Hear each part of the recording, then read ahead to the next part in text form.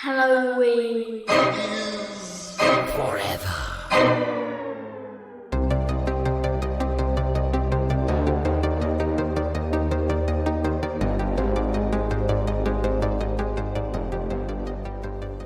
What is a thinker? A real thinker. What do you call a writer who doesn't follow the rules of sentence structure? I don't know. It's too early for me to think on this one. Steve, he's a rebel without a clause. Oh. Welcome, boys and girls, to a motherfucking mini-sode of Halloween is Forever. I'm Brian. I'm Steve, the king of the podcast. You just had an absolute level of disdain for that one. Just disappointment, pure disappointment in your eyes. Yeah. Not my best work, but you know. It didn't hit me. I didn't love it. Nah, didn't land. That's all right. Can't win them all. We're here with another son of a bitchin' minisode. And this is going to be a really funny, really fun, hopefully slightly funny, but a very fun format here. We're going to talk just generally about Stephen King, one of my favorite authors. Steve, how's your where's your King knowledge lie? What's your affinity for Stephen King and his books and film adaptations? I grew up on Stephen King and Mark Twain. So yeah, like I read aside from those two, and I would say Michael Crichton. That's what I read the most as a kid. Mm-hmm. And then at some point I stopped being able to read. So I just stopped reading. You just lost the ability to read? Yeah. Yeah. Just, I don't know what it was. Just as I grew older, just reading made me sleepy all the time and words ran together. And I think it was an undiagnosed learning disability. Sure. We gotta love those. Love a good undiagnosed learning disability. Yeah, I definitely went through I was a big reader as a young boy, back in, whatever, I don't know, 4th, 5th, 6th grade, pretty much in that prime Goosebumps era. Mm-hmm. I was a big into the Goosebumps. I read every one of those sons of bitches. And then really, through junior high and the early part of high school, just stopped reading, I think, altogether, unless I absolutely had to. But I was always in that was the thing I was good at. I wasn't, a great math student. I wasn't in AP history or anything, but I was always in AP English classes or writing classes, because that was the thing I was good at. So I had to read a lot of stuff for school, and I think that made me not like reading. I think we've mentioned on the podcast before, and if I didn't, I'm just imagining that I mentioned it, but I was part of a first-time program in, I want to say 7th grade or 6th grade, where they took the AP, English kids and took us over to the high school, and we spent an entire year, not just a semester, entire year, studying and reading books about the Holocaust. And then we went to it was a whole Holocaust focused year of English and literature. And it was so depressing and horrible, and I hated it so much. I had to read all of these Holocaust books. I absolutely hated it. And I honestly think it turned me off reading for a few years. That's pretty rough to be focused on the Holocaust. Oh yeah, I know. I read Night by Elie Wiesel. That one was brutal. We read that. Yeah, I know that, but that was just part of my general AP English. It wasn't, a full course. So it's I know we read Night, and I think at some point, The Boy in the Striped Pajamas. That's that was. I mean, there was a movie, but that was also based on a book, right? Yes, so, I believe it was. Yeah, so I believe I read that as well. But yeah, that is a lot for it was not even a high schooler to take in. No, we were in 6th grade. Yeah. Yeah. It was weird because now that I come to think of it, we didn't just we did probably 3/4 of the year on the Holocaust, but we started out reading. I remember we read, oh my God, what's the book with the Lord of the Flies. We read Lord of the Flies, which was heavy for a sixth grader, but I remember enjoying that. And we read a couple other things, and I was like, "Oh, this is kind of cool." And then, fuck you, Holocaust, for the rest of the year. But yeah, I actually dated a girl in high school for the big chunk of high school that was really into Stephen King, and then that got me a little bit more into Stephen King, and then I got more into back into reading horror and sci-fi and weird fiction, speculative fiction in college. But yeah, Stephen King has always been one that kind of floated around. Like I said, a person I dated in high school, she was like obsessed with Stephen King. She knew everything Stephen King. So that's what got me into a lot of the short stories and stuff. So, but yeah, we'll talk about some Stephen King. We'll talk about some of the books, but we'll focus probably disproportionately, because we do mostly talk about them spooky ooky movies and TV shows and that sort of media. So we'll talk about some of the film adaptations and TV adaptations and that sort of good stuff today. And also, your boy, so this is what spurred this. Your boy just got back from Maine, so I just went on a little vacay with the fam up to Maine. We actually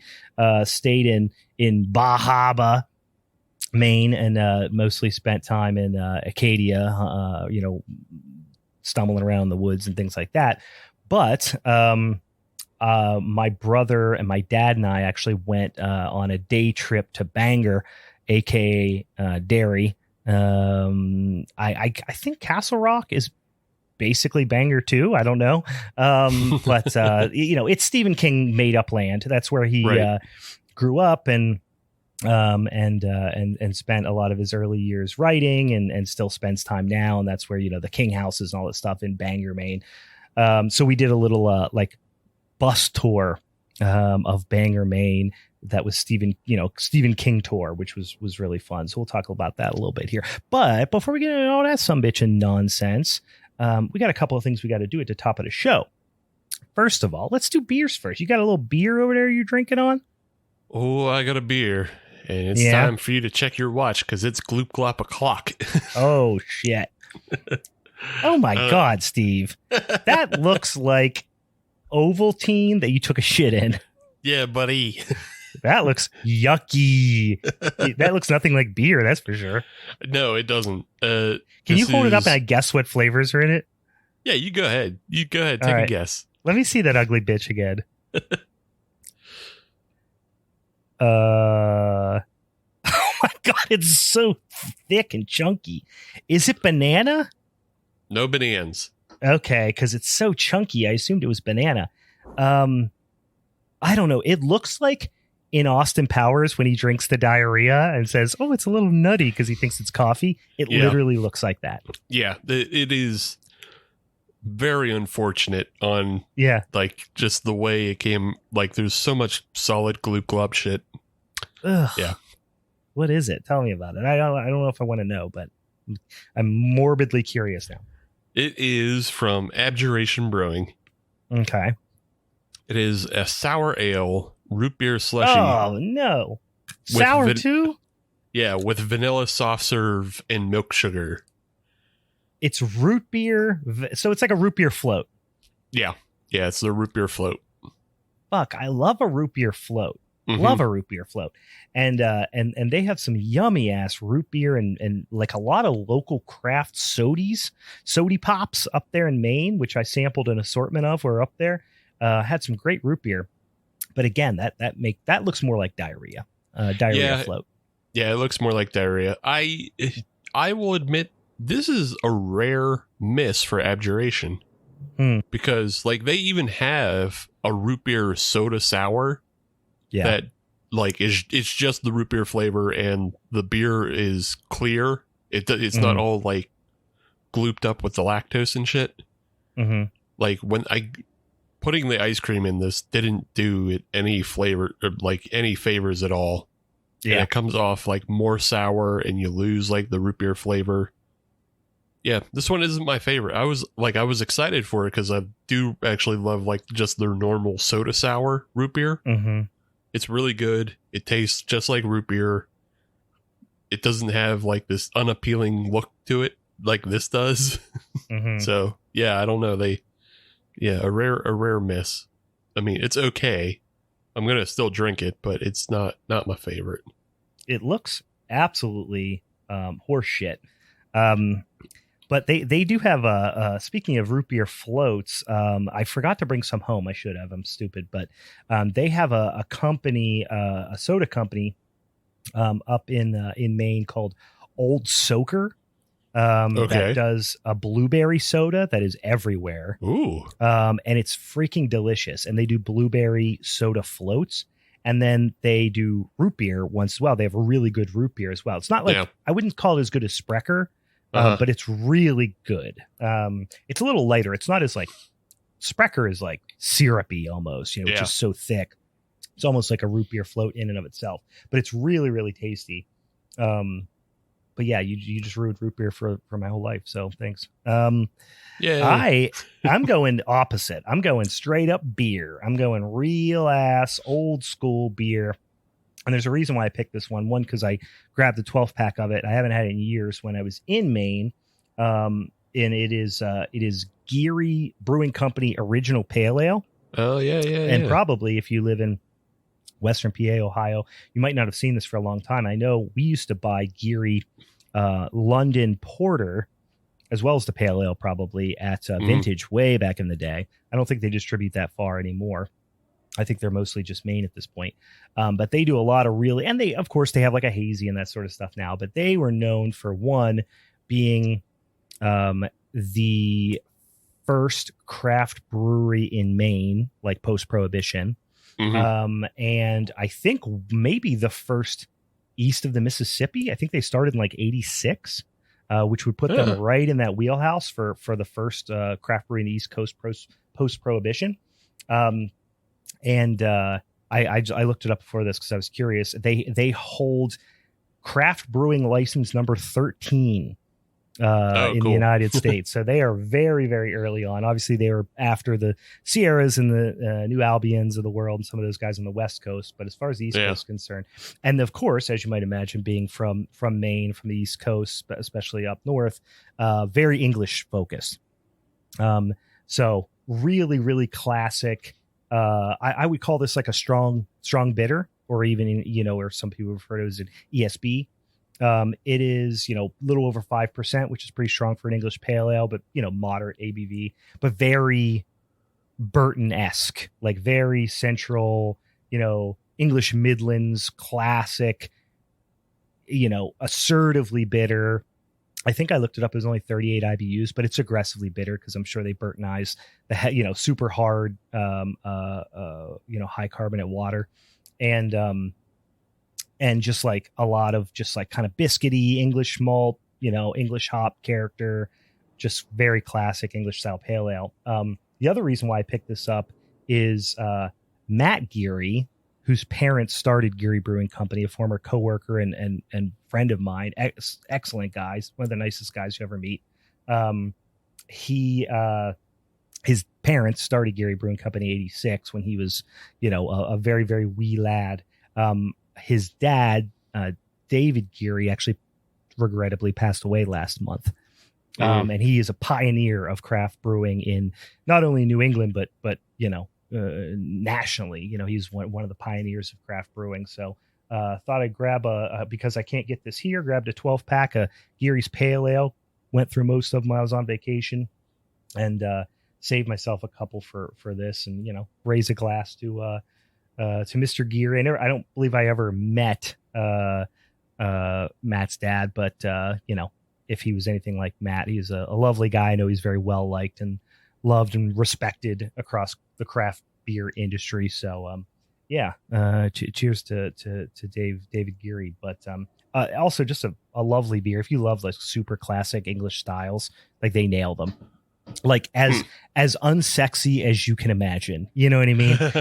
Just right down the super authentic Burton style ale. So yeah, I will say though, because I've had it, they also do make a really good blueberry ale. They do. So, everyone has blueberry beer up there. Holy shit! It's weird because I'm sure. the tap lists up there. Obviously we were on vacation. We stayed in Bar Harbor, which is, very touristy little town there. And Bar Harbor Blueberry Ale was one I used to drink way back in the day, which I don't know if that still exists. I didn't see it anywhere. There were 100 other ones. I mean, every place you went in had at least one blueberry ale on tap, certainly, especially in the summertime. But the other thing you saw a ton of, you saw IPAs, you saw hazies, things like that you would expect, but very little in the way of lager. Mm-hmm. I did have a really great one, I think it was called Mechanic Pills, a really great Czech Pills from a local spot up there. But boy, howdy, they get behind the brown ales up there. That makes sense. There's just brown ales fucking everywhere. Nut brown, like you're lucky if you see one or two, on tap in the course of a year at, a good craft beer bar around here. But everywhere up there, it's like, it's a staple. You're going to see a brown ale on tap at every place that has like any decent craft beer, draft lineup. Yeah. So I have a brown ale on them. Yeah, you fucking do. You have fucking brown out ale, diarrhea ale. All right, so we got the beers out of the way. Excuse me if I'm a little hoarse on this one. I'm getting over a hell of a nasty cold, so I'll try not to cough it directly into the microphone.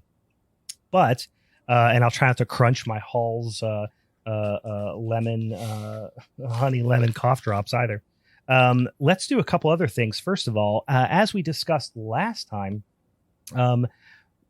we have our Showdown episode coming up here real damn quick. So next episode will be our Showdown. Tell the folks about what's going down with this here Showdown, Steve. Yeah, so we got September Showdown coming up, and we got a guest, and our guest is going to be from the recently resurrected Decaying with the Boys podcast. Hell yeah. If you guys don't know who or what that is, that's our buddies Matt and Adam. Adam he's like a home brewer, close to being a big brewer whenever he wants to make that jump. But yeah, he's does his home brews as Bash Brew, and then him and his helper buddy Matt, they started a podcast to do something during brew days, and basically they sit around and talk about UFC, wrestling, whatever else comes across their table that they want to talk about. We're going back to the Jojatorium, guys, with the Decaying with the Boys crew. Matt's going to join us, like Steve said, and the topic for the Showdown episode for September, y'all picked it. It is 80s slasher one-hit wonders. So for those of you who are new to the podcast, because we do get a whole dang shitload of new listeners this time of year, as always, fuck you. You're a bandwagon fan. You should feel bad about yourself, but also we're pleased to have you. Here's how this goes.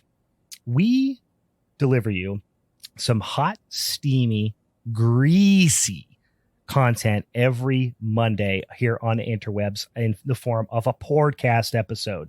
But once a month, the first Monday in the month, we do a Showdown episode, which means it's Steve, it's your boy. And then we get a guest from, who knows? It could be anybody. We get a guest on the podcast. And we have selected by that point 3 potential topics from our big old ever changing, ever evolving spinny wheel of topics. We spin it 3 times. We get 3 topics. Usually they're like a subgenre of horror, or they're, it's a particular director or performer or whatever. Right. And we put those 3 potential topics out on the social medias. If you follow us at Halloween is Forever on Instagram, or at Hallow Forever on Twitter, you can vote on what of those 3 topics you want to see for the following month. We're also on the Tiki-Talkies and the threads and all that sort of stuff. And by the way, if you want to send us potential topics to add to the wheel, you can DM us or comment or do whatever the hell you want on any of those social medias, or it's halloweenisforeverpod@gmail.com. You can also do it that way. We actually have an upcoming guest that reached out to us recently on the emails. Actually, we've been getting quite a few emails lately, which is weird. I think it's because I finally started mentioning that we have a fucking email address again. Anyway, it doesn't mean I'm good at checking it. Usually Steve is way more diligent at that than I am. But feel free. We will respond. But if you have a potential topic to add to the wheel or whatever, send it to us that way. This time around, we had 3, but 1 reigned supreme, as it is apt to do. In this instance, like I said, it was 80s slasher one-hit wonders. So that would be an 80s slasher film that didn't really get a lot of attention past that initial film. So it didn't turn into a big, franchise, didn't have any sequels, probably didn't see anything in the form of remakes or anything like that. So that said, we now each pick a movie that's associated with that topic. And then on the Showdown episode, we argue about it. We somebody's getting a Northern Lights suplex.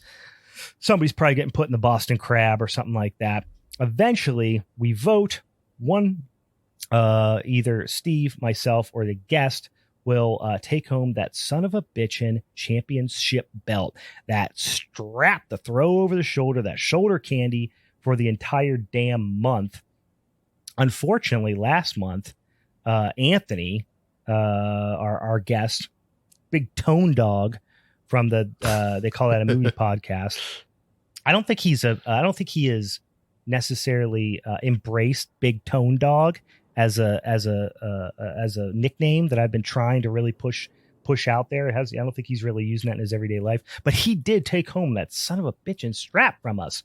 I'll tell you what, Brian, if I ever invent time travel, I'll make sure to go back to when we were in college and start calling him Big Tone Dog in college. Yeah. That way, it'll start sinking in. Yeah. Better chance of sticking if it happens in college. Now he's like, oh, I'm a grown up. I don't go by stupid nicknames. Well, I'm going to keep pushing it. I'm going to push it as hard as my little fingies can. So this time around, we have Matt instead of the Big Tone Dog. And Matt from the Decaying with the Boys podcast has already selected his topic, his film.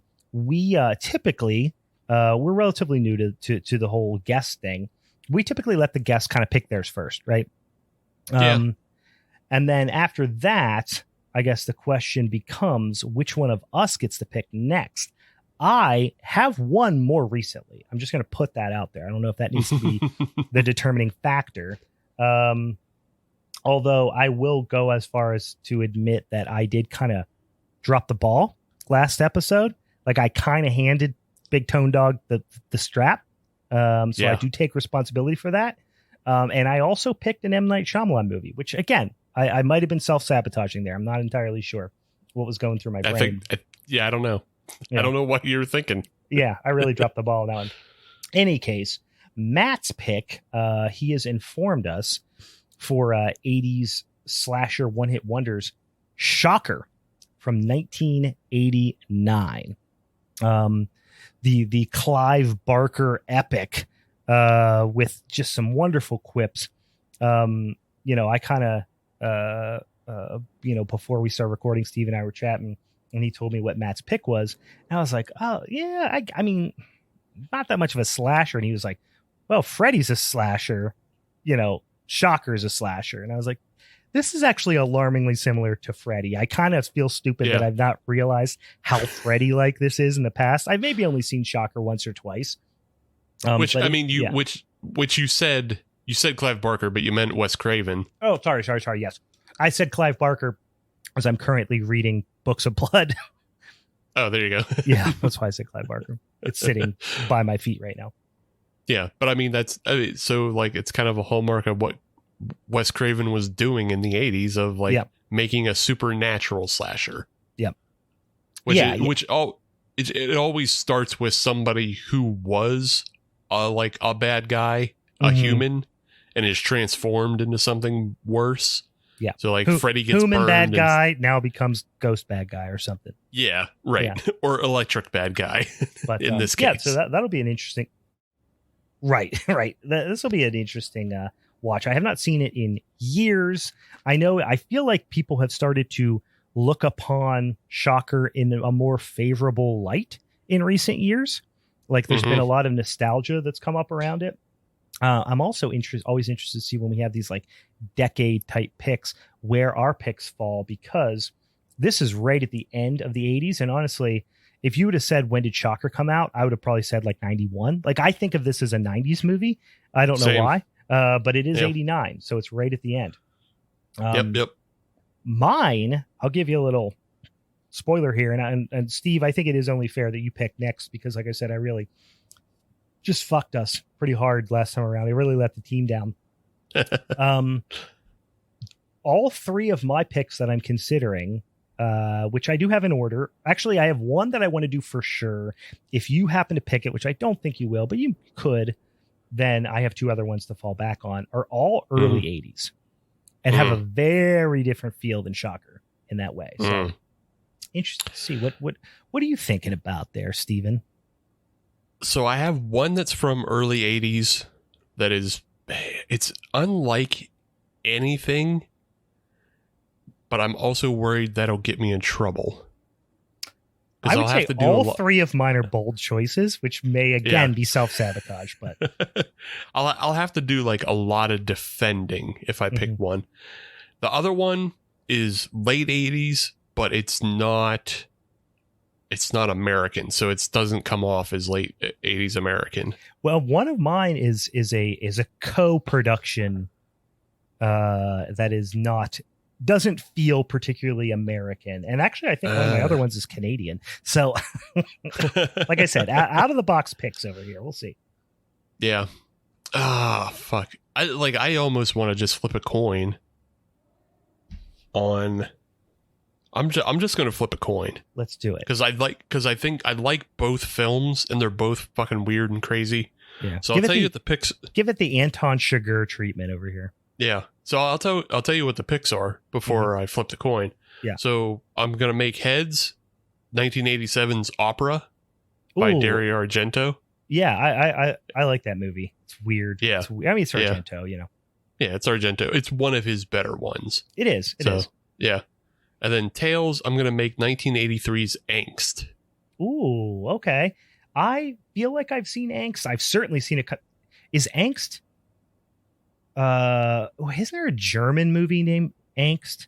Yeah, it's Austrian. Austrian. Okay, that's what I'm thinking of. Yeah. But it is. Oh, this is that one. Okay. Yeah, this is that one. This is the Austrian movie. Okay, yeah, gotcha. Yeah. I was going to say, I thought this was I have seen this before, but I remember it being German, Austrian, whatever. It's the most visually arresting, I think, even more so than Opera, but which is a bold. Yeah. So yeah, we'll see what we get.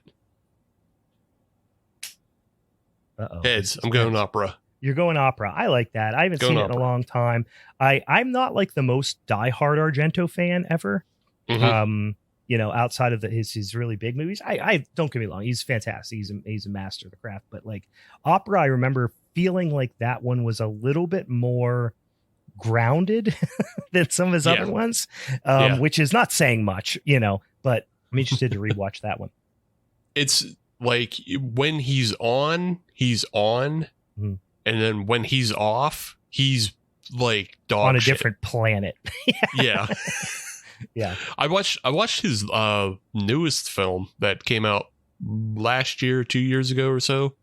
Dark Glasses. Okay. It's okay. It's okay. Yeah, like it's definitely nowhere near his best, but it's also nowhere near his worst.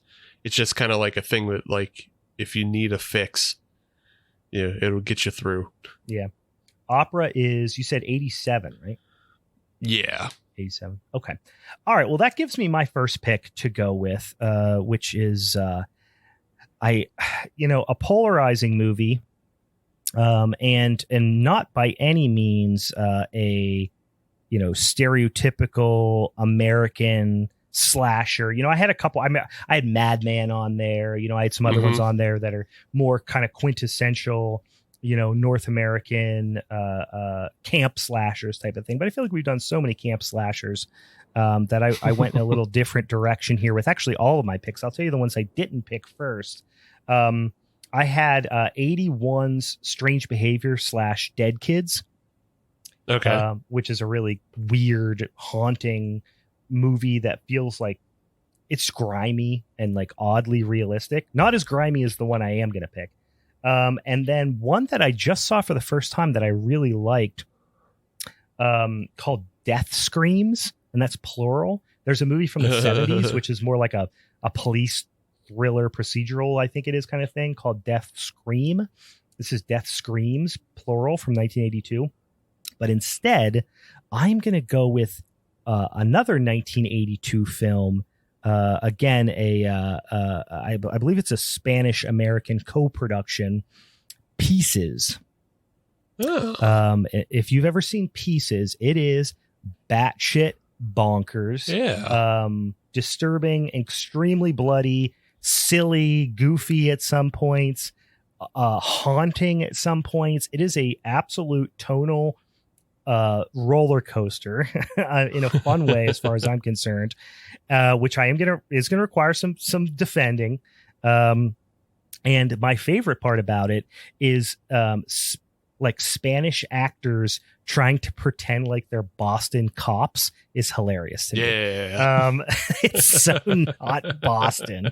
I just spent 2 nights in Boston. And the least Boston people you've ever seen in your life in this movie, but it's bonkers and really fun. And if you haven't seen Pieces, you got to check it out. It's a tight 125 or hour 25. Yeah. Do they pronounce it Massachusetts? Yeah, pretty much. It might as well be that bad. I mean, there's a lot of voiceover, as you might expect. For sure. But it's really, really fun. Have you seen Pieces before? It's back in my mind. So it's been years since I have. Yeah. Yeah. I'm surprised I didn't even consider that one when I was looking, though. I was wearing my Pieces t-shirt while in Boston. Yeah. And that made me make up my mind because I got a lot of questions about it. Like, what is Pieces? And I'm like, are you familiar with Tubi, my friend? Have you drank of the sacred liquid that is Tubi? I'll tell you, there yeah. was one that's actually very similar to that in production. Mm-hmm. I was considering New York Ripper by great one. Yeah, by Lucio Fulci, and it's, Lucio Fulci making a movie in New York. So a lot of the similar things, but the fucking duck voice killer, I couldn't defend it. Like it's weird. I think it's cool. It is very weird. You're going to get your Fulci eyeball stuff. If you don't like eyeball stuff, isn't that the one where he does the razor blade eye thing? He does a lot of tit stabbing. He does it all. Fulci loves to fuck with eyes. Obviously Zombie. And then I think that one is the one where he does the like cut straight down someone's face and they don't close their eye. Yeah. And he just cuts along their eyeball. He loves fucking up people's eyes. Yeah. But no, I like that movie actually. All right. So just to recap here on what our September Showdown films are going to be, so you can go out there and watch them. Matt is going to talk about Shocker 1989 from Wes Craven. Dario Argento's Opera from 1987 is going to be Steve's pick. And then I'm going to do 1982's Pieces by, I'm going to mispronounce his name. It's Juan Piquer Simon, I think is how you say it. Piquer. Don't know anything else by this director. I don't know if he directed anything else significant. He directed Slugs.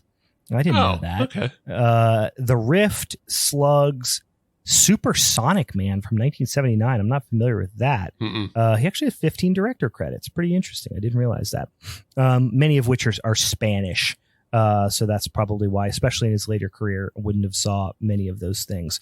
Mystery on Monster Island. I don't know. I like that idea. I like that thought as well. The Mansion of the Cthulhu, though. That sounds fun. Mansion of the Cthulhu. Yeah. So some Lovecraftian things in a haunted house. Sure, those giant old gods, you know how they like to settle in to sit there and sip cups of tea in old houses in their latter millennia. That movie came after Pieces, so he was probably inspired by all the all the lore when he was filming in Boston. Yeah, that could be the case. I mean, Pieces is bonkers. I'm excited for you guys to watch it. I'm excited to discuss it. It is just batshit. There's one scene that honestly is one of my favorite scenes of all time. There's a lot of bonkers stuff in here. There's a lot of hiding a chainsaw behind your back. Get ready for that. All right, guys, that's going to be our showdown. Those will be our showdown movies for September. Before we get into this discussion, I want to remind y'all, we got a Patreon as well. So check us out over on patreon.com/Halloween is forever. Steve, why don't you tell the folks, especially some of our new listeners, what we got cooking over there on the Patreon, because it's pretty fun. Yeah, over on Patreon, we got 2 tiers. We got our Scamps tier, which is $3. Scams. That gets you all the fun things of like ad-free episodes, because we'll be adding ads soon. We have a new sponsor coming soon. But, on Patreon, you don't have to listen to that shit. You don't have bypass. You don't have to. We don't tell you what to do. Yeah, bypass. You also get an extra vote in that wonderful poll every month. Mm-hmm. You get reviews that I do write-ups on of things that, probably don't make the show, or definitely won't make the show. Like, I put up a review for Resident Evil Death Island. It's a fun little cartoon show, but, I don't think that'll ever make this. Probably not, unless we do specifically Resident Evil cartoons at some point, or just the Resident Evil wheel in general. Because that could happen. There's like 6. There's like 6 of the live action films, and then there's fucking probably maybe 6 more animated films. I think. I didn't know there were any animated films. Yeah. So, they're all computer animated too. So it's like of varying degrees of good. I can imagine. Yeah. But yeah, so you get all that stuff, but then the other tier, the Rascal tier. Rascal. Can maybe instead of doing the echo, can maybe you just do a long one of just Rascals? Okay, that's better. Yeah. All right. Rascal. But on the Rascal tier, that's where you get all that. Exactly. Yeah. Right. Yeah. But that's where you get all the stuff I just mentioned. You get on the Discord, so you can watch Brian, cough and just lay in the sun and try not to die. Finger his belly button. Yeah. Right. Try not to die during episodes. Yeah. You can see his cool bowling shirt. Sims Lanes, guys. Come on. Yeah. When I bought this, you want to hear this quick story about why I bought the Sims Lane shirt? I wore my Garfield outfit to Sims Lanes one time, and I was too hot and I was overheating. So I bought a t-shirt to wear my Garfield suit while I was bowling anymore. Just like as one does. There you go. Now everybody knows the story, but only the Rascals can see the shirt. True. Yep. But on top of all that, you get the monthly exclusive podcast, Family is Forever. Family is Forever. Which sounds a lot creepier when you do it that way. But it's simply our monthly Fast and the Furious franchise watch. Oh, it sucks so bad. Not the podcast, the franchise. Yeah, the movies are bad. The franchise, the podcast, we're about to do our second episode. We just started it last month. We're about to jump into Too Fast, Too Furious. And I'm excited not to watch the movie because I'm sure it sucks ass, but to talk about how much it sucks ass is very fun. So. Yes. Yeah. It's all goof 'em ups on that episode. You're not going to hear any kind of arty knowledge or any shit like that. It's like I'm sure when we talk about pieces and opera, we're gonna put like actual history and knowledge and research into it. Thoughtful critique. Yeah, thoughtful critique and praise for these wonderful movies. That's not what's happening here. If you listen to the Children of the Corn 2020 episode, that's what happens on the Family is Forever episodes. Yeah, or that weird Indian Freddy ripoff. Right, yeah. If you like those episodes, then the Family is Forever episodes are for you. Yeah, so go on over there to the patreon.com/Halloween is Forever. Give us a couple of those paper dollars. Don't be stingy. Don't be assholes about it. Give us your money. And then you get all that fun stuff. And you know what? Also, we'll send you some stickers and stuff like that in the mail. We'll do that sort of stuff for you as well. So, and also, if you want some stickers, and let's say you ain't got the $3 or the $5 a month to support your boys. First of all, bullshit. Give us your money. What are you going to spend it on? Medicine, food for your family? Fuck that. But if you don't want to invest in that way, we totally understand. Go over onto one of your whatever podcatcher, whatever podcast app you're listening to this on. Take yourself 10 seconds, do a 5-star review, whatever the maximum number of reviews are, and say, I like them big beefy boys over there on the Halloween's Forever podcast. Write a little phrase. Could be one sentence like that. It means a lot for us, especially going into the spooky season. That's where we get tons of new listeners, and we're excited to be slinking on in, slippery, sliding on into the spooky season here.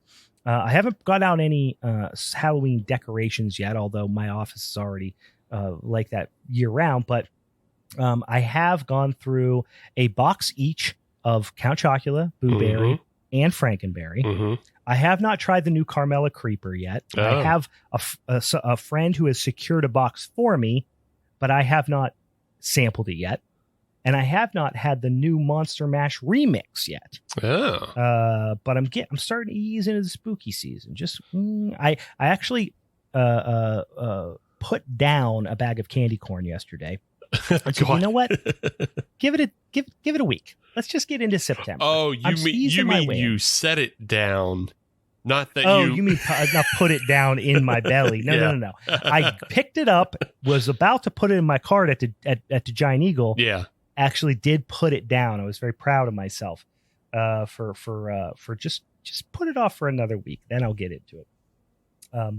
But spooky season will quickly be upon us, and we're going to get into a lot of spooky season shit here soon as well. Okie dokie. Let's get into this Stephen King business. First of all, I'd like to talk about some of our favorite book / story and film / TV adaptations of said stories.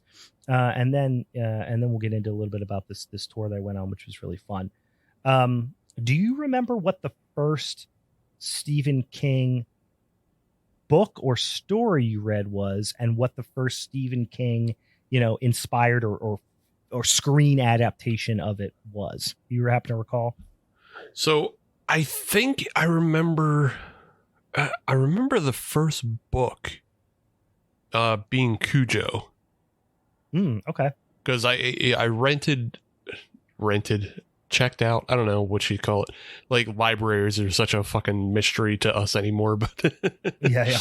But yeah, I checked out Cujo from the same library that I had been checking out all my Michael Crichton books from. So Cujo was the first one, but I didn't see the movie until years and years later, because it was a rated R movie, and somehow my mom just wasn't paying attention, and she just let me check out Cujo very, very young, and I shouldn't have, because I know we've been through it before, but one of the things that always stood out in Cujo to me was there was an extended sequence of the character describing how he jacks off on his sheets, and his sheets are all stiff with cum. And it's at that point, I don't even think I was coming. I didn't even know what that was. And I'm like, I don't understand why. And Stephen King wrote it as COME. Yeah. In that edition of the book that I read. Maybe they've changed it and updated it since, but I was like, I don't understand. What is cum? It comes out of your penis, I guess? That's weird. Yeah, I guess. Let me Google it. Oh, wait, Google doesn't exist. I'll just sit here confused for 6 years. Yeah. That's what we had to do eventually, guys. I guess. Yeah. That's what we had to do. Us in our, late 30s, 40s, and beyond. We were kind of that transition generation that we grew up without the internet, and then got the internet when we were in middle school. So all of the way you operate as a human and the things that you learn about how life works, we were the last generation that didn't just look it up on the internet. So yeah, we had mysteries in our lives at 10 years old. What is cum? You're right. Yeah. We had mysteries, but also like we were the first ones able to solve them. And also we're the last ones to know how any of the like dead tech works. Like I could still do a Dewey Decimal if I had to. I can do a rotary phone if I have to. But I just saw a friend, like a friend of a friend's kid or something like that, just graduated from college with a master's degree in library sciences. Yeah. And I was like, what does library sciences look like now? Because back in the day, it was like, Dewey Decimal System and shit like that. We all had to learn that back in the day. So we could use the library at school.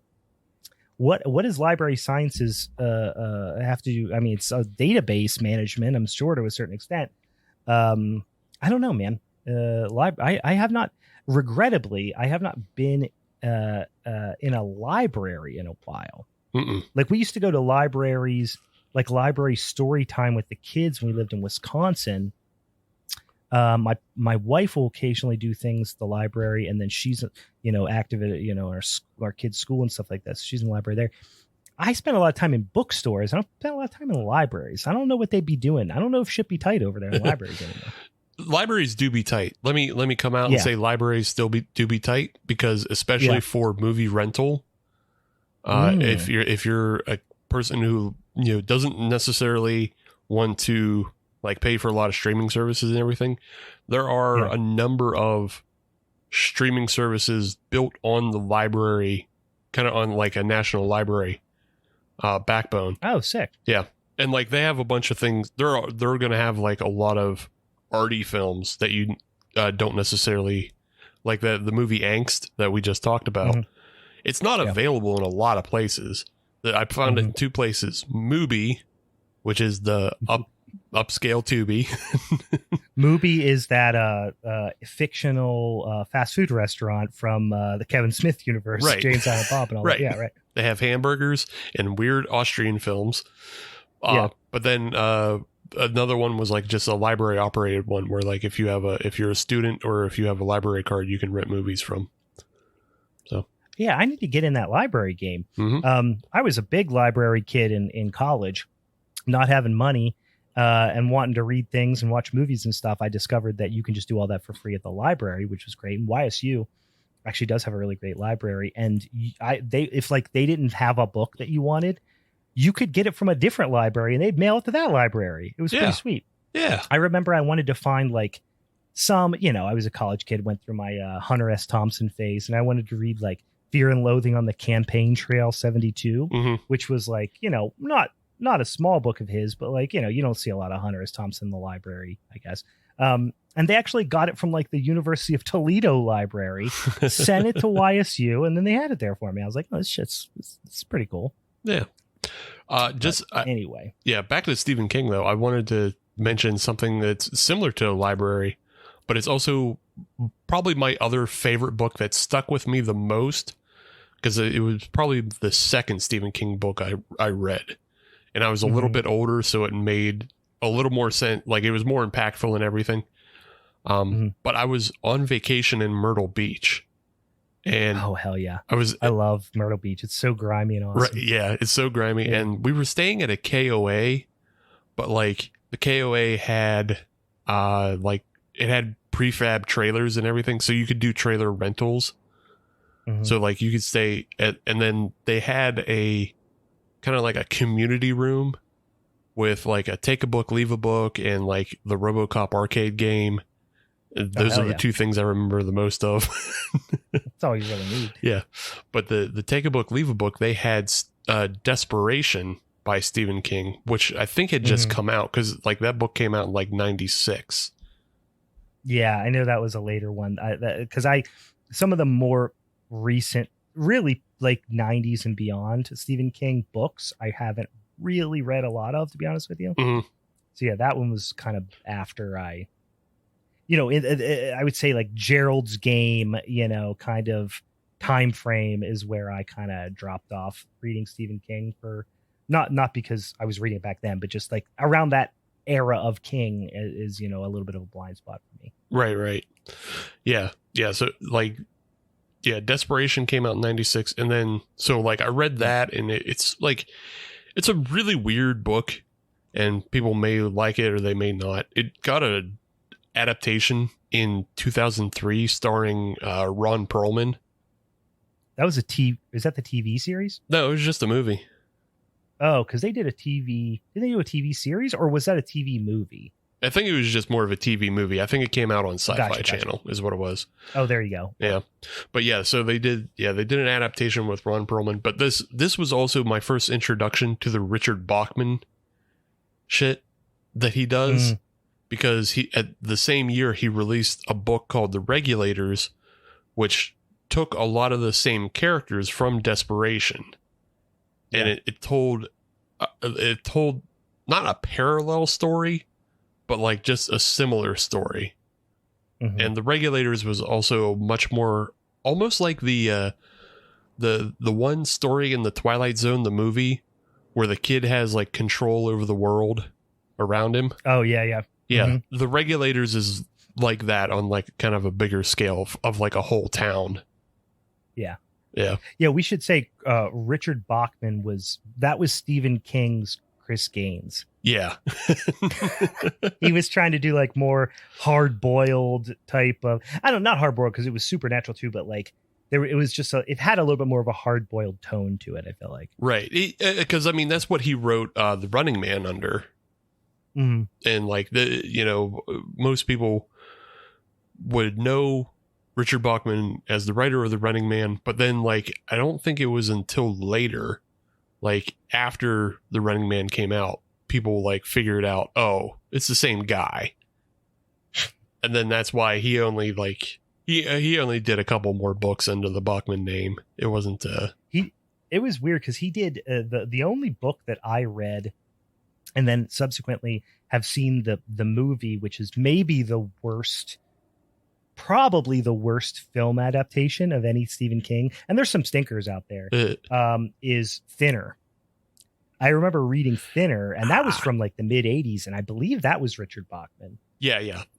It was. But the Thinner, I think it was like a sci-fi-ish TV movie. Like it was a low budget thing. It was lower budget, but I think it came out before Sci-Fi Channel was a thing. Because I remember, I think I saw that movie in the theater. Really? Yeah. Yeah. So I'm looking up 96 here. But anyway, it was a stinker, an absolute fucking stinker. I didn't hate it. I don't know what to tell you. I thought it was just absolutely awful. And this is the thing with King adaptations. Like they get a lot of shit, the film adaptations, TV adaptations, but when you're basing it off of like a enormous best-selling author's work that millions and millions and millions of people have read, you are going to have people experience the phenomena of disappointment, not even disappointment, but the cognitive dissonance that happens naturally whenever you see a movie based on a book that you've read, and it becomes that like stereotypical kind of snobbish thing where people are like, well, the book was better. That's like a joke people always say. Right. Like, of course, everybody always says the book is better. You're a snobby piece of shit. Well, not really. It's just you created a story in your brain, or an image in your brain while you read this story, and it was what you wanted it to be. The movie is rarely lines up with what it was in your brain. I mean, it's just a natural phenomenon around, anytime you read a book and then watch the movie. But when you have Stephen King, who's this huge author, like, when I say like, I love Richard Matheson, and I read a Richard Matheson story, like people don't talk about that too much about Richard Matheson because most people know his stories from like the Twilight Zone. Right. So their first thing they saw was the Twilight Zone. And their first introduction to those stories. And when you're talking Stephen King, and he's one of the most successful commercial authors of all time, of course, more people are going to be experiencing that phenomenon who don't read a ton of other books. You know what I mean? Yeah. I think it speaks to the quality of the filmmaker, depending on the movie. Because like there's obvious ones like Carrie and The Shining that just like people completely agree with, of like, oh, they got it. And even Mike Flanagan's version of Doctor Sleep was really well received, even though like it is partially built on what The Shining, or what Kubrick already established visually with The Shining. I think people are willing to accept something when it's done really well. The Mist is another example. Yeah, that one is coming on in recent years here. And I guess to go back and answer the question, because one of the first stories that I read of Steve, well, I'll say the first movies that I saw based on Stephen King adaptations, I think the first one I ever saw was probably parts of The Shining. I do remember seeing parts of The Shining really, young, when it was like playing on TV or something like that. But I think the first one I ever sat down, like that I actually rented and then and sat and watched beginning to end, when I was, I don't know, 10 or something like that, was Children of the Corn. Weirdly enough, because that movie was such a weird social phenomenon. Like people talked about that movie a lot for whatever reason.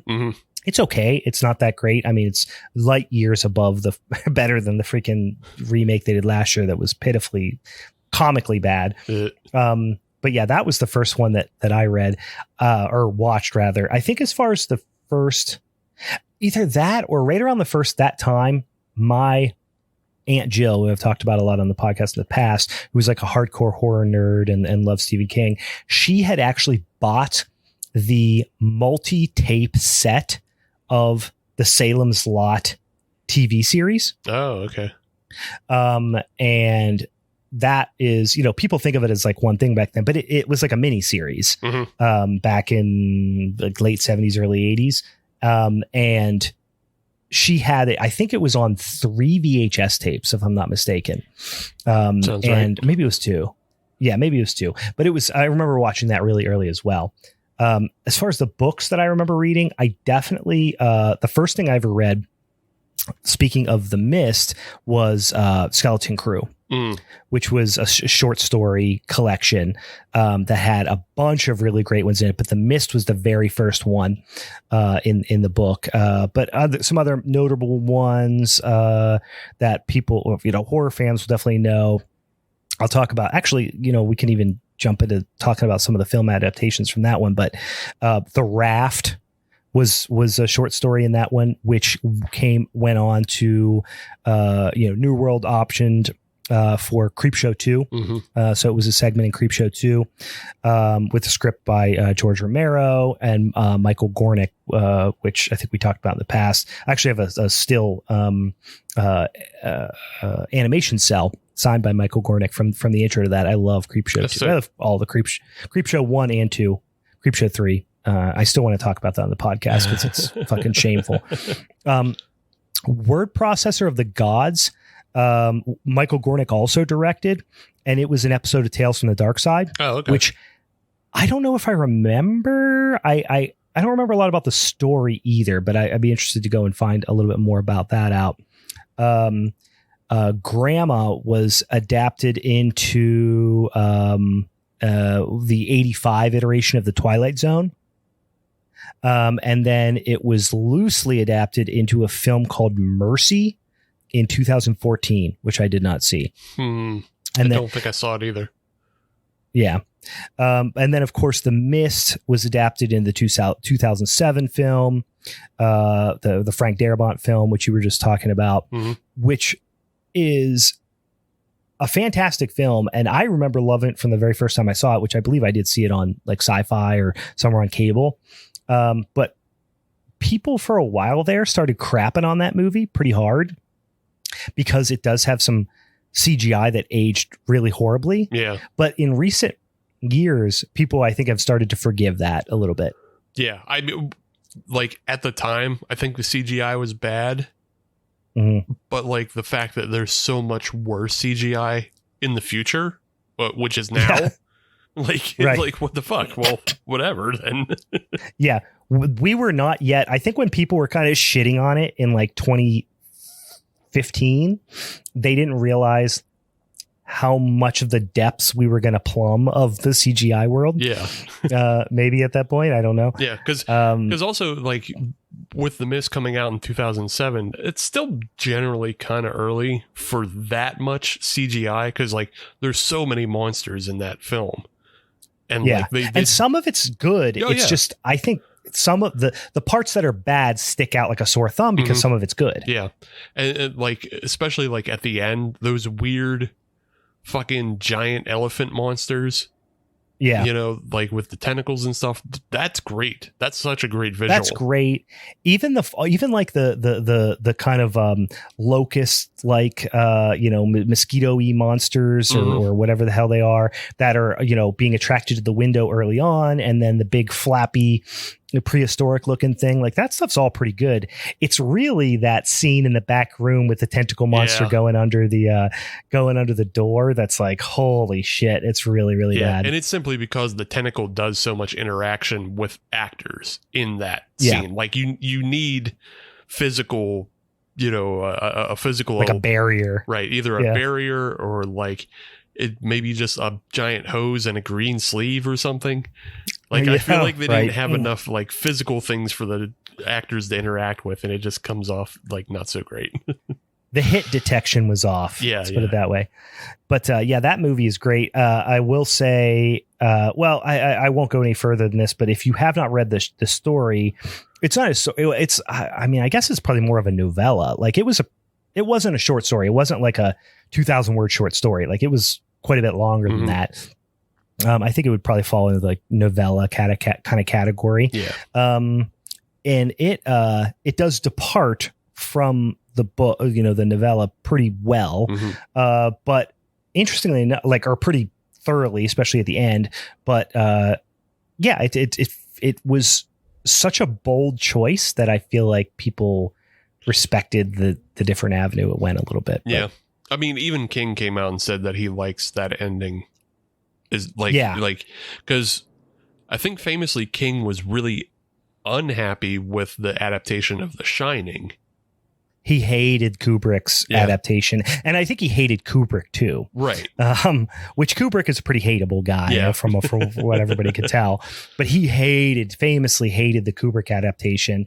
Of course, I love it. I saw it way before I read the book, but he didn't like. I think he's maybe softened on this, but he didn't love the TV. The 80s, was it 80s or 90s version of the film adaptation either with Tim Curry when it first came out. He wasn't as crazy about that either. That might be possible. But I think you're right though. I think he's softened on both since. Like I think he's fine with the Shining adaptation because obviously we already mentioned Dr. Sleep and how much Mike Flanagan brings back from that film. Like if he really hated, Kubrick's Shining, he wouldn't have let Flanagan fucking put more into it. Yeah. So, I think also like, Stephen King, I think it's fair to say probably over the years, his ego has kind of softened a little bit too. Like he's started, I mean, listen, he deserves, he's a fantastic author, one of the best-selling authors of all time, but I think for a lot of years he was really smelling his own farts really hard. Yeah, and that's cocaine. And then I think after obviously he got off the drugs and the booze, and then which I didn't know a whole lot about until I took this tour, and then I actually listened on my drive back from Maine an audiobook called On Writing, which was the I think it came out in 99 or 2000 ish, which was his like kind of composition writing book, which was really interesting. It had a lot of stories and stuff in it, but it really gets deep into, I know he had an automobile accident in the late 90s, but I didn't realize the extent of it. He actually got hit by a van while he was walking, and like was was very lucky to be alive and had like years of rehab and is still not fully recovered and that sort of thing. And I think that also was a little bit of a turning point for him in maybe not taking, not that he doesn't take his work as seriously, but maybe is not as precious about things as he once was. Yeah, that makes sense. Yeah, I mean I think I would say it's Maximum Overdrive. It had to be. once he realized how hard movie making was, then he quit. Humbling experience there. Yeah, of course. That's what I'm sticking with. And I just made that up, so it doesn't matter. Hard to argue with that logic. Yeah. Especially but it's funny because, and we'll get into this when I talk about the tour. One of the places we went on this tour was Stephen King has a radio station in Bangor, and it actually, I think, is broadcast, through a big chunk of New England. It's called, I think it's WKIT. Oh, okay. In Bangor, and it's based in Bangor, Maine, and it's one of the last independent DJ driven radio stations in the country. And he does a lot of really cool stuff with it. Like, I guess he has some stipulation where, like, when one of his movie adaptations come out, they always have to do the world premiere, quote unquote world premiere, not the big Hollywood one, but they do like the first showing of it at this movie theater in Bangor. And the only way you can get tickets, unless you're part of the production, of course, is to be like the 10th caller on the radio station kind of thing. And he gives them all out. And he even, like, I guess a lot of people were like, will call and be like, hey, I want tickets. I'm this local, reviewer, big shot or whatever. And he's like, no, fuck you. You got to call the radio station and be caller 10, which was pretty cool. But so while we were up there, I was listening to, actually downloaded the app of the WKIT, which I thought was funny. King and it, of course, but I assume is what that's based on. WKIT. That's also it just plays AC/DC pretty much. It is just fucking AC/DC, Deep Purple, but it's all DJ driven, and there's a lot of local DJs that are still on the air like every day at different hours. So I listened to it a lot. And I guess Nickelback was in Bangor the other night, and they were just like torching Nickelback on the air. They were like, what do you say? They were doing the local weather. The ones I was just driving and listened to it. And the one DJ goes, chance of rain tomorrow. It's going to be high of 72. 100% chance of Nickelback, though. It was pretty fun. But isn't KIT a reference to The Shining as well? It's the radio call sign. Oh, is it? Oh, I didn't know that. I just assumed it was King and, of course, it. But yeah, you might be right. Yeah, I think that's a reference to it, because it's when they try to use the shortwave radio to call out. It's right. I think it's WKIT 1 to WKIT 12 or something like that. Oh, that's cool. Yeah, that might make more sense. I think that's right. But yeah, we turned it on, and my brother and I were joking about how it's just going to be all AC/DC, and they were doing one of those like triple play rock block things where they play like 3 songs in a row from the same artist. Oh yeah. And we flipped it on, and the very first thing was like, about coming back after the break with a triple play rock block from AC/DC. And I was like, hell yeah, dude, this is exactly what I want. And then it went into, it was like Springsteen and Deep Purple, and it was just all the things you would expect. Metallica. It's like mostly like hard rock stuff, classic hard rock. But nice. Yeah, that sounds right. That sounds right. Yeah, it's very, very right up his alley. Anyway, so yeah, just to wrap up, Skeleton Crew, this was the first one I read. Survivor Type was adapted into the animated segment in the Creepshow TV series. Remember the doctor, maybe he's a dentist, and he's trapped on the desert island, and he eats himself. Okay. Did you watch on the Creepshow? I didn't really. I've only seen, I think, a couple episodes of the first season, so I didn't see that. Really, it's one of the animated ones. Really brutal story and really cool like animated adaptation of that. And apparently The Jaunt is going to be made into a film by Plan B Entertainment, which that sounds really familiar. Who's Plan B Entertainment? I don't know. That doesn't sound familiar to me, actually. American production company. Oh, it's Brad Pitt's production company. Brad Pitt, Jennifer Aniston. started that production company. So we'll see. I mean, there is literally always some King property in some form of development, I feel like. Yeah, I mean, there's a bunch, like, you can see a bunch right now on like the Wikipedia that are supposedly in production. Oh, let's look. If you don't mind, let's go through a couple. I'm interested. So they're doing they're doing a Christine remake. Supposedly. That is honestly one of my favorite books and movies. Mm-hmm. Like usually I really like the book or I really like the movie.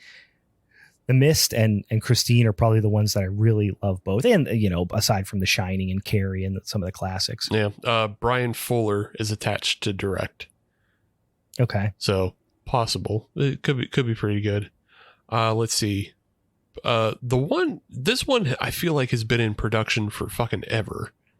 And like it's may or may not ever actually get made, but did you ever read, and this isn't a horror, it's The Girl Who Loved Tom Gordon?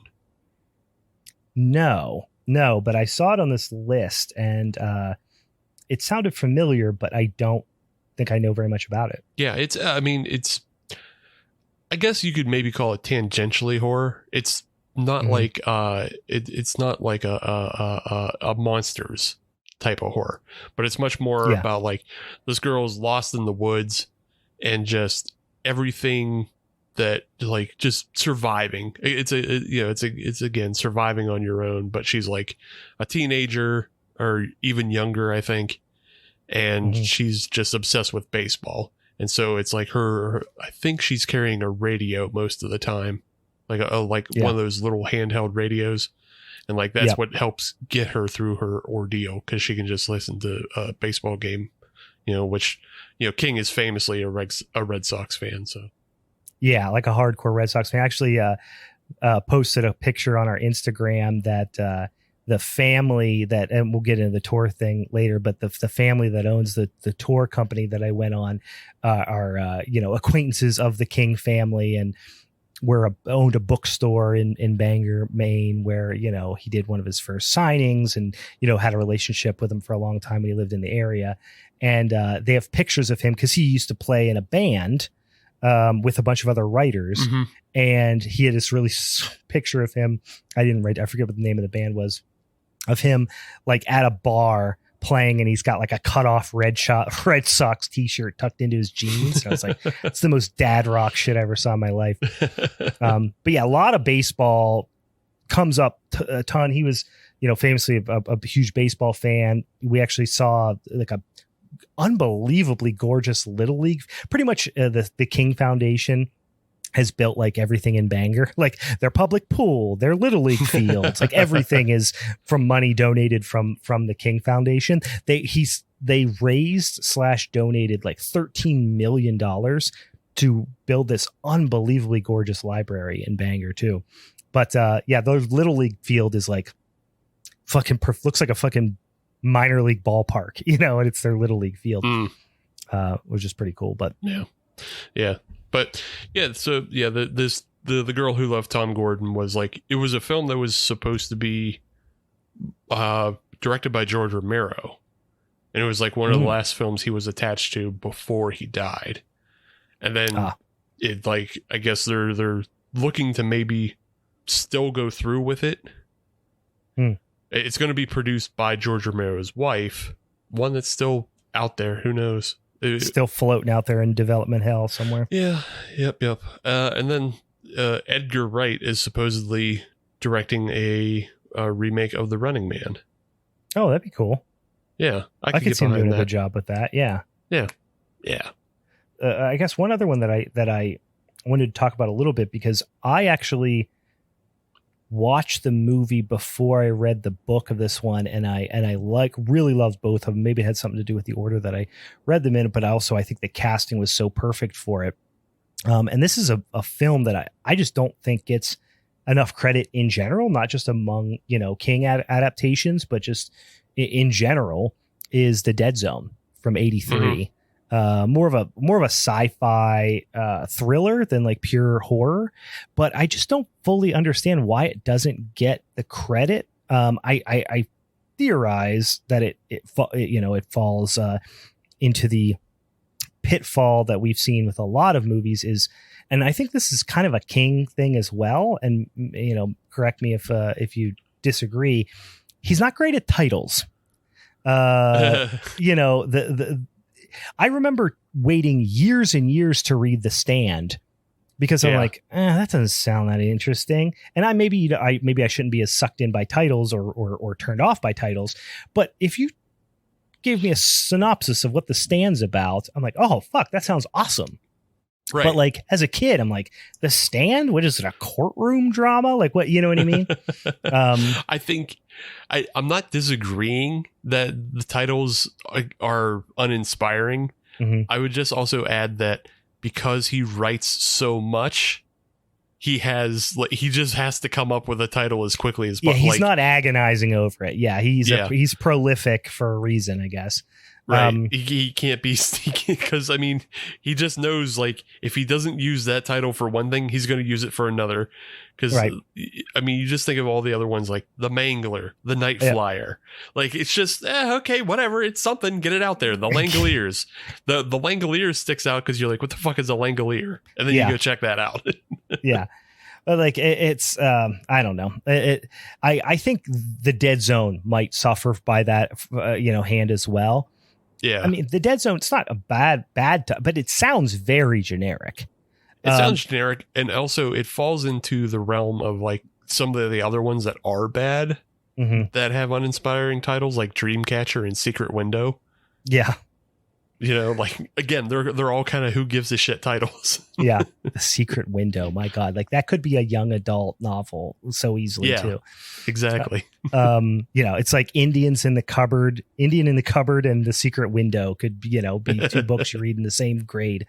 But the Dead Zone, I mean, you just say that people, okay. But you say, David Cronenberg, based on a Stephen King novel, starring peak, and not peak in that he's went down, but like this is Christopher Walken at his best. This is coming off the heels of The Deer Hunter, Tom Skerritt, Herbert Lom, Brooke Adams, like just an amazing cast. Starring, you just get so much concentrated, amazing Christopher Walken. Not to mention an awesome villain in Martin Sheen too. And I don't know what the guy's name is that plays Martin Sheen's like bodyguard / advisor / mobster kind of, guy who walks around with him. But he's fucking scary too. Like it's fantastic. It's set in Castle Rock, Maine, so it's this very, and it's the same thing where so many of Stephen King's characters are or heroes or main characters, whatever, are based, either loosely or fairly on the nose on him, whether they be, because there's always people working in mills, working in like laundry rooms, which are both things he did. He was a school teacher. He was an English teacher. So that's Johnny Smith, which is, a little on the nose because he wants him to be an everyman kind of thing. Right. He's a school teacher. Right. And of course, 900 of his characters are writers, and I know he's a big proponent, even just listening to the On Writing audiobook. He's a big proponent of the, old write what you know thing. So he does, right? He obviously does it extremely well, but I guess I won't spoil anything, but this school teacher is just an average regular guy who really tries hard to position this guy as like he's your everyday, working class Joe, who has this terrible accident and wakes up after being in a coma for years, and he now has these like abilities to see into the future, essentially, and when he comes in physical contact with people. And so now it's the only thing I don't like about or that I liked more about the book is the book I felt and maybe I will throw out a little spoiler alert here. And if you haven't watched the movie or read the book, maybe fast forward a little bit because they're both fantastic. But in the book, it feels like there is a little bit more meant to be a little bit more doubt in the reader's mind about whether Johnny is a reliable narrator or not. I seem to remember that a little bit, especially when you get into, the situation where essentially Johnny comes in contact with a politician, this up and coming politician who, when he shakes his hand, he sees that essentially he's going to start World War III. And in the film, it's played by Martin Sheen. And the whole idea is, basically a political assassin, in this case, Johnny, a would-be political assassin, be a good guy, is kind of the question he's asking. And in the novel, I feel like it's very much left for you to not for you to decide, because it does come to a conclusion, but it's kind of like, well, Johnny's a great guy, and he knows what's happening, and he knows the gift or curse or whatever you want to call it that has been given to him, even though he doesn't fully understand it. And he's not a bad guy. But then you're like, well, probably doesn't every political assassin think that? You know what I mean? So, and he even kind of says that in on writing. So you're like, you don't know whether to trust Johnny's judgment or if he's just slowly losing his mind. In the film adaptation, it feels pretty clear. Like, you get to see a lot of Martin Sheen doing horrible things, and you just, I mean, he does horrible things in the book too.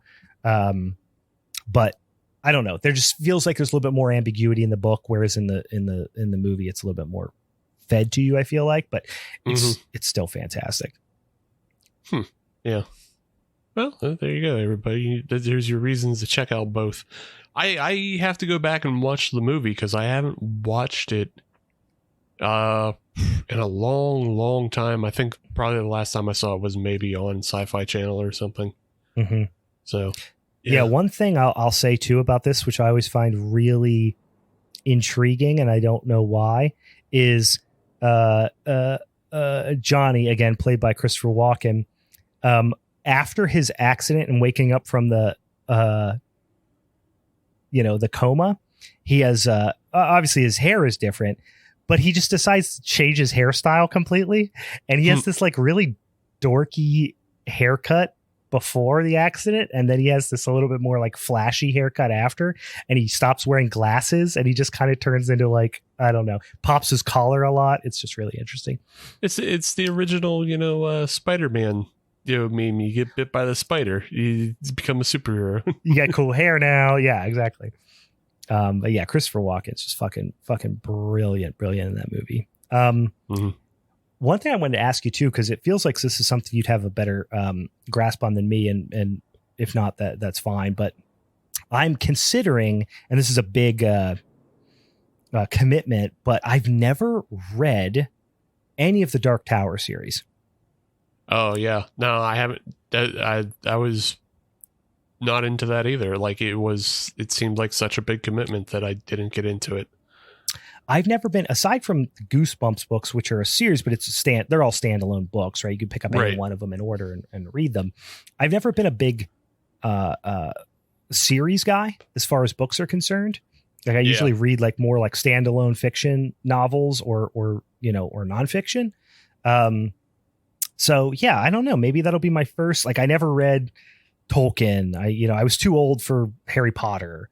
I never read, George R.R. Martin or anything like that. So yeah, I don't know. Maybe that'll be my first, series that I jump into. Yeah, I'm trying to think. I was never a really big series guy either. The one series I got into, and the Dark Tower was really popular, like when we were graduating high school, because that's when he started putting out like the end of the series. But then like that movie came out with Matthew McConaughey, and everybody said it was bad, so we didn't, like nobody felt inspired to go back to it. Yeah.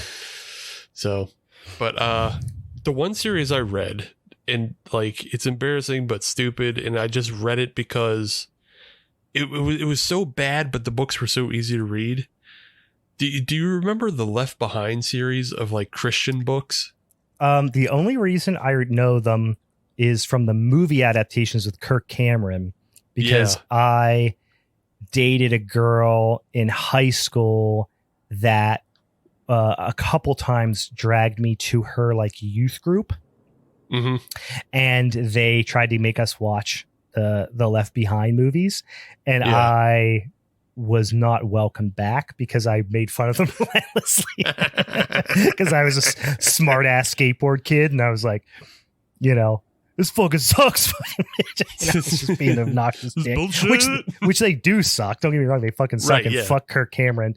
But still, I was super obnoxious about it. But that's my only familiarity. Yeah. I mean, for people who aren't even religious or don't pay attention, like it's all based off the last book of the Bible, which is Revelations, which is like barely should be included because it's just like weird, like political protest poetry. Like it was written after Christ. It has nothing to do with anything. No, the book I'm reading a book right now too called what's it called? Who changed the Bible and why, or something like that. It's all about like basically the editing of the Bible. And there's no rhyme or reason to why, that went in there. But then, well, there is a rhyme or reason. It's to hint to control people. But also it was about, why don't we talk about the Nephilims, the giants, and how, angels had sex with humans. And then that's why, demons came about and shit like that. But you don't talk about that. Yeah, it's not as easy to explain away, some of those things. But why don't we talk about the time Christ killed a kid? Oh yeah, killed a bunch of it. He's just always was doing like just some nasty shit to people. But yeah. Anyway, sorry, got off on topic. That's one of my the books. The apocryphal books are like one of my favorite topics to talk about. Yeah, but yeah, that's we just got off track because we were talking about the Left Behind series. Because I mean, it was an interesting. Like they're fucking poorly written, but but like it was interesting. I never watched any of the movies, but yeah, that was the only series I read. Mm-hmm.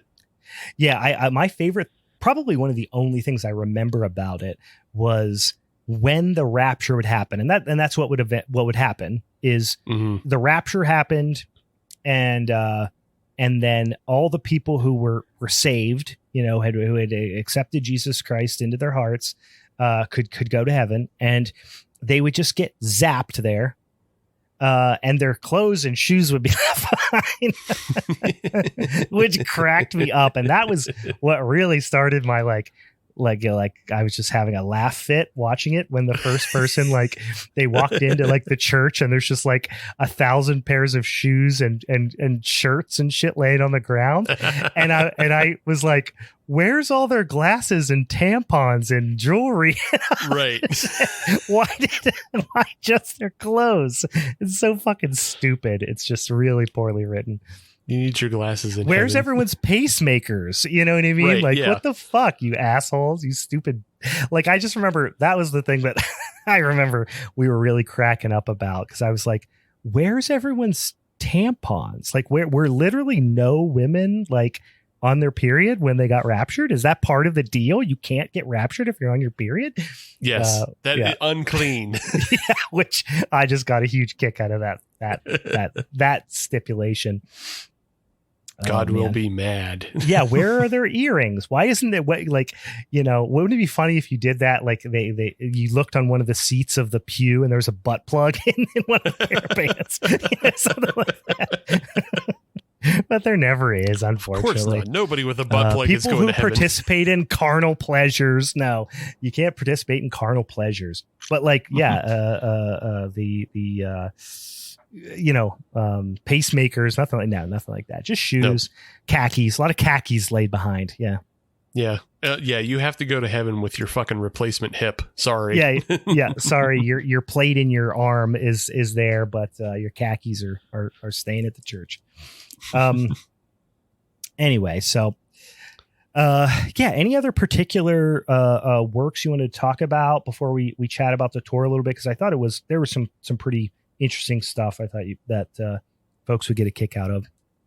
No, nothing we have to really touch too much on. I just did want to, like, again, mention The Stand, because The Stand was fucking awesome. And that was one of, like, for, again, our younger audience, you're not going to remember this, but in the 90s, every couple years we would get a Stephen King miniseries.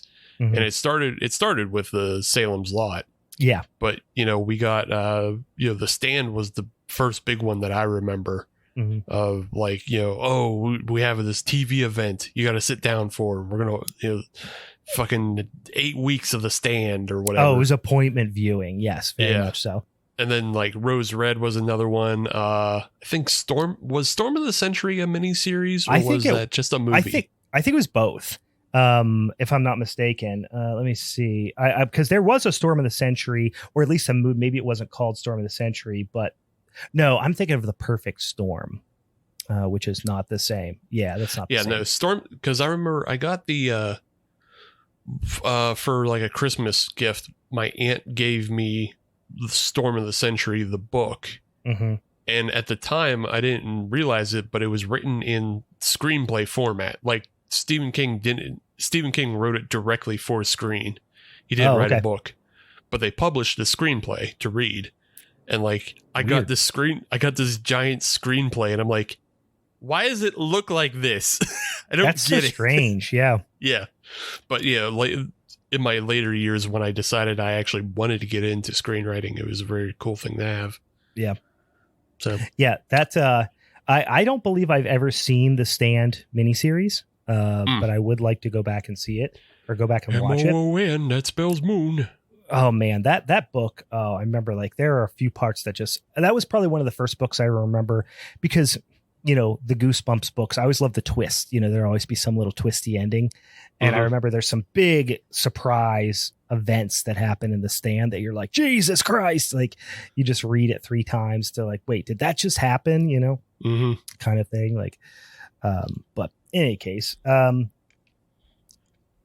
I'll talk a little bit about this tour, which was really fun. It was very, I'll explain, I fairly low rent, very folksy local tour company. I don't mean any of that in a bad way. It was super fun, really charming. It was kind of a mom and pop type of operation. For those of you who are interested in it, or if you live up there, or you're anywhere close to Bangor, Maine, or you're vacationing, if you're going to Acadia or Bar Harbor, whatever, it's definitely worth it if you are a Stephen King fan or a horror fan at all. But it's called SK Tours. SK Tours. It's sk-tours.com. I think they have a Facebook page they post a lot of stuff on. If you put like SK Tours of Maine in Facebook, you'll find it on there. They're really, really cool, really nice people. They have this really cute little gift shop where they have a bunch of stuff for sale, and movie posters up on the wall and all that stuff, which I just love all that. They pulled up, we got on a tour bus, a little miniature tour bus that there's probably 2, 4, 6, maybe 12 or 14 people on the tour. Mm-hmm. So the bus was full with that many people, but there's like, big, It painted on the side, it's like, Tim Curry's It, painted on the side. And then on the back has got the newer, It, is on the back. And, so they took you to a bunch of places, not only from Stephen King's upbringing, but places that were inspired by the movie. And you really, truly can't go anywhere in Bangor without seeing something or hearing something that is tied to Stephen King or one of his works. It's like, it's kind of, of course, being on a tour, you hear every one of them. But interestingly enough, after we went on the tour, my brother and my dad and I, we went to Bangor Beer Company, which is a little brewery nearby. We had lunch, had a couple beers, very nice folks there. And they were like, "Oh, where are you from?" We're telling them, "What are you in town for?" We're on vacation. We just did this, this tour. And everyone knows, oh yeah, there was this one server there we were talking to, and she couldn't have been more than about 25 years old. She didn't know anything about Stephen King, but of course she knew, like, he does a lot for the community, all this stuff. She was like, "Did you guys go over to the Oriental Jade?" And I was like, "What?" And she's like, "Oh, we figured you were here because of the Oriental Jade." And we're like, "No." They were like, the Chinese restaurant right next door, they literally share the building with, was the Chinese restaurant from It. They grow up, they meet in at, like, the round table that they meet in is literally there. And so we went over and there's the table, which was pretty cool. And that was completely by accident. So it's like, it really is like every inch of this town, like, has something associated with it. So, a couple of the spots that I found really cool. We went to, speaking of The Stand, one of the main characters in The Stand, his first name escaped, but Flag, what's his last name? Flag.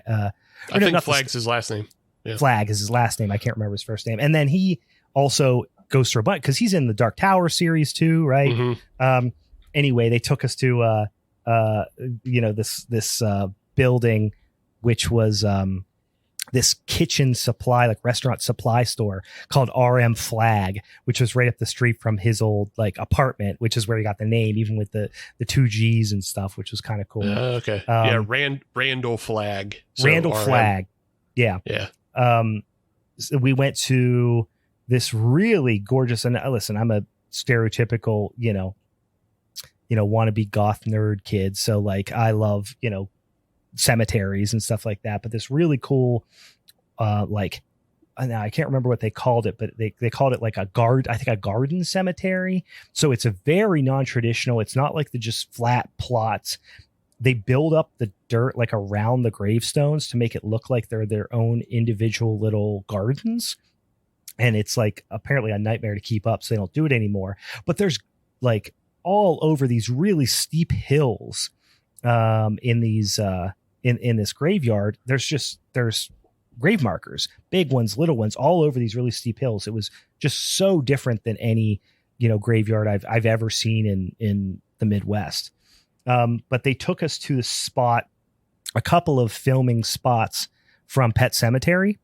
Cool. That were very recognizable, and the guy was like, that was where the camera is, so, like, imagine it from this, and we're like, oh shit, yeah, that's right where it was. And that was, like, when Stephen King was playing the priest in Pet Sematary, when they're at the funeral, and, like, we were kind of standing in that spot. He took us to a couple of places where, as you might imagine, a lot of Stephen King, tourism happens.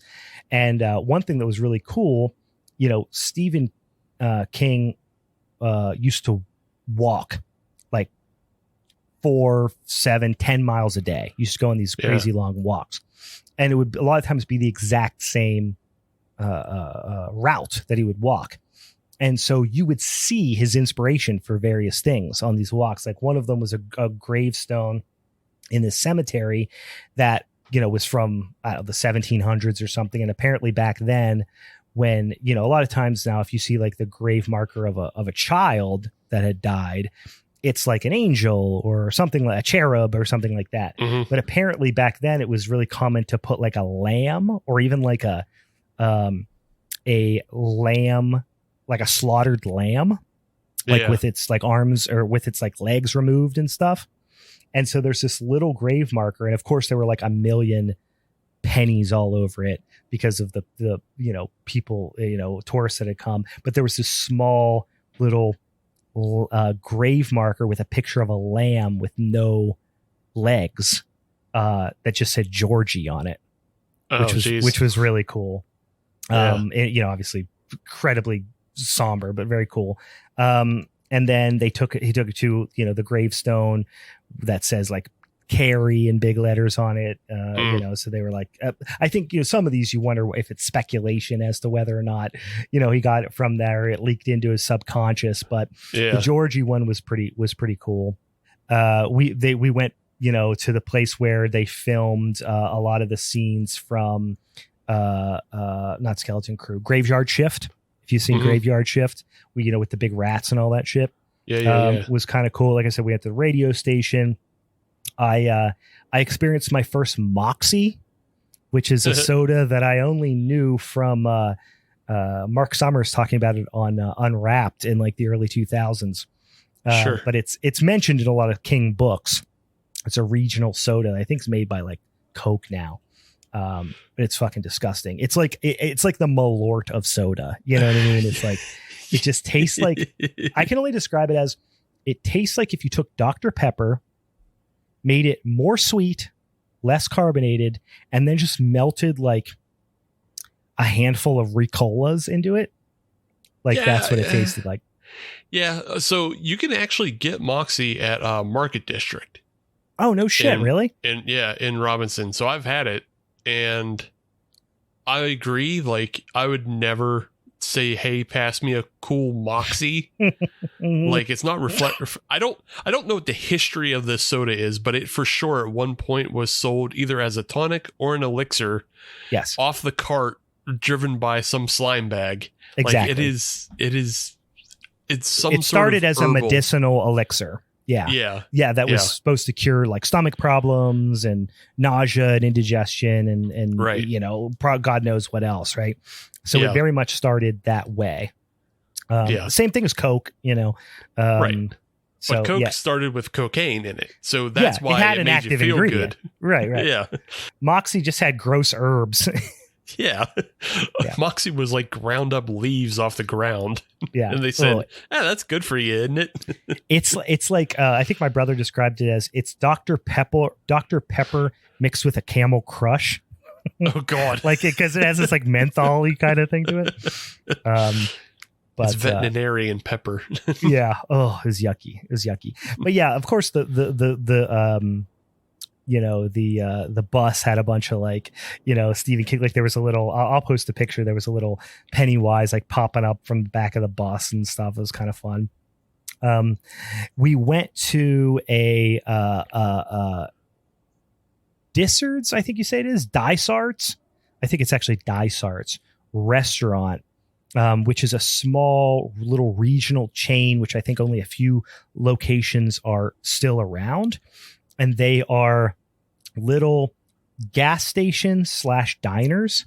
And they were the inspiration for Trucks, which was, of course, then turned into Maximum Overdrive. Like I said, we went to this gorgeous, you know, library in Bangor. You know, we went to the place where, and I'm going to forget his name, but the place in downtown Bangor where, you know, and I think is it chapter 2, I believe it is, where the gay kid is attacked by the like shitty homophobic street toughs. I don't know if that's it or it chapter 2. But that apparently was based on a true story. A local guy who's, you know, in the 60s, you know, gay kid in the 60s was thrown off a bridge into like 6 inches of water by a bunch of like fucking assholes, and he died. And to this day, they still like celebrate it every year, you know, this guy, because it was like, that's why Maine and frankly, some of, you know, a lot of New England, Vermont, Connecticut and stuff are a lot more progressive in terms of gay rights and stuff like that than a lot of other areas, you know, because people talk about Maine as being like the West Virginia of New England. You know, it's like really rural, really, you know, what you'd expect to not be particularly progressive in that sense. In Maine, for the most part, at least of what I experienced of it, very much was. And I think they credit a lot of that to, you know, obviously this horrible tragedy, and then, you know, the way the community kind of rallied around it to like raise awareness and have that discussion about, queer rights in the fucking 1960s, which no one was having, certainly in rural America. We saw some like cool, spots where it's like a lot of deduction happening by like hardcore King fans to say like, okay, so we know this street was named after this street and this street was named after this street. And so we know that this apartment complex was actually where this character lived. You know what I mean?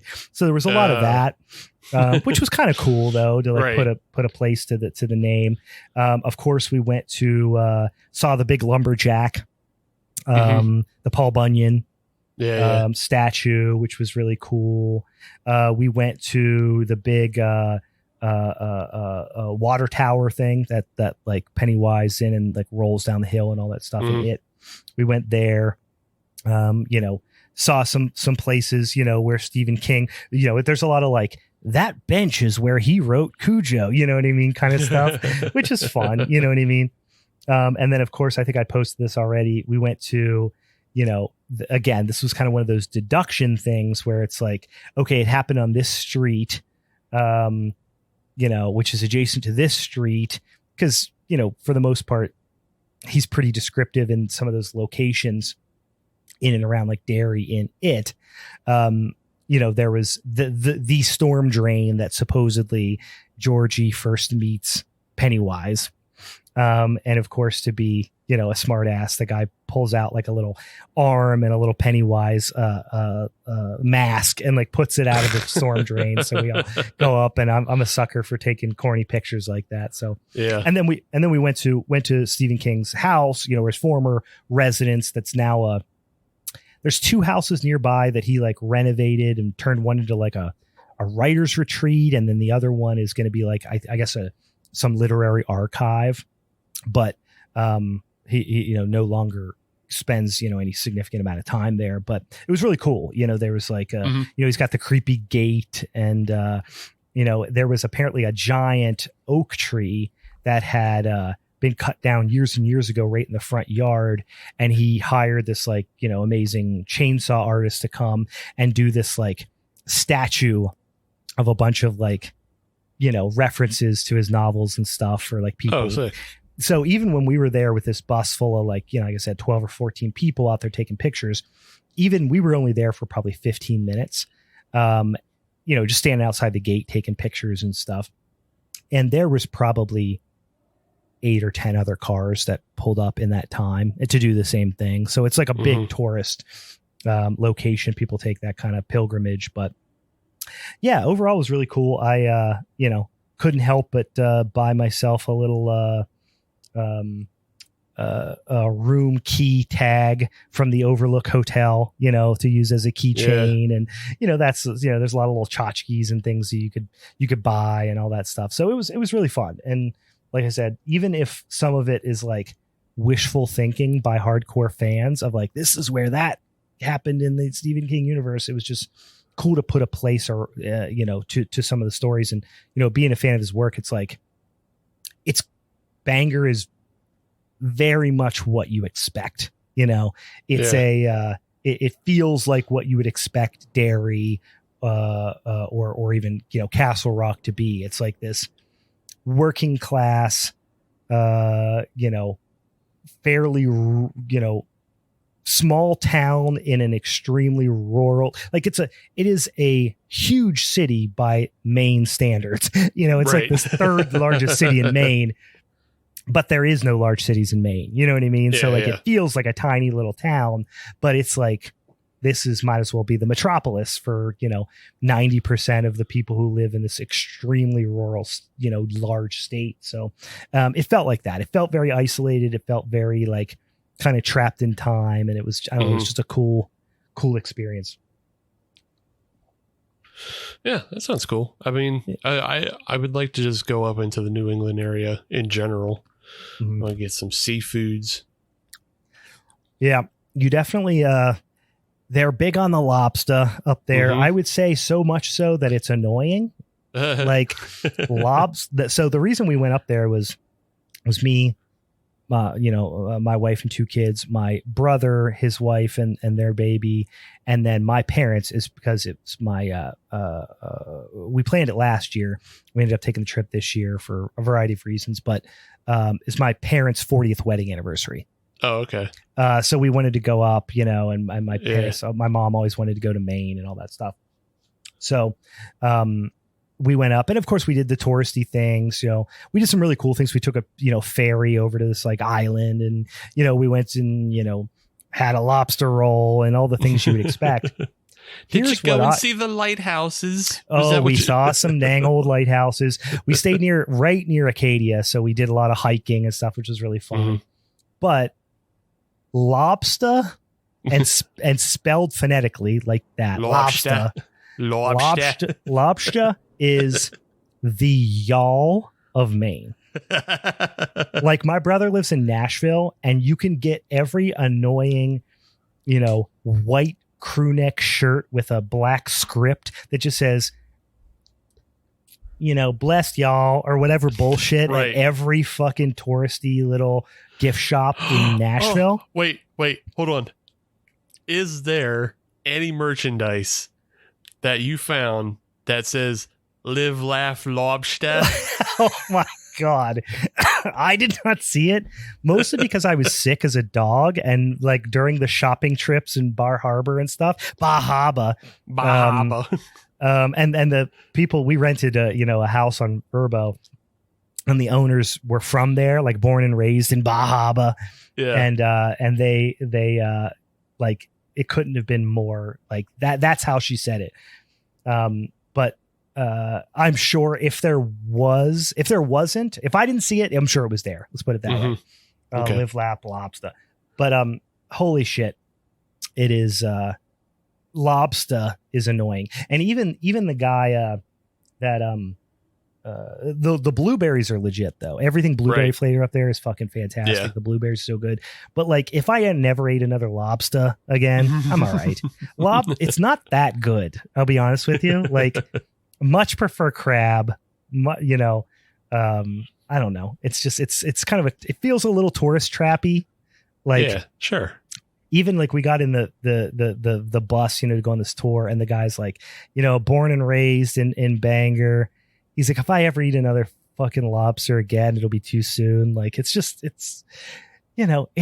a big ass fucking sea bug. It's fine. It's fine. And they just fucking steam them up there. So it's not like it's adding a lot of flavor to it, No, you just steam it, a little butter, a little lemon. Yeah. It's all right. I don't know.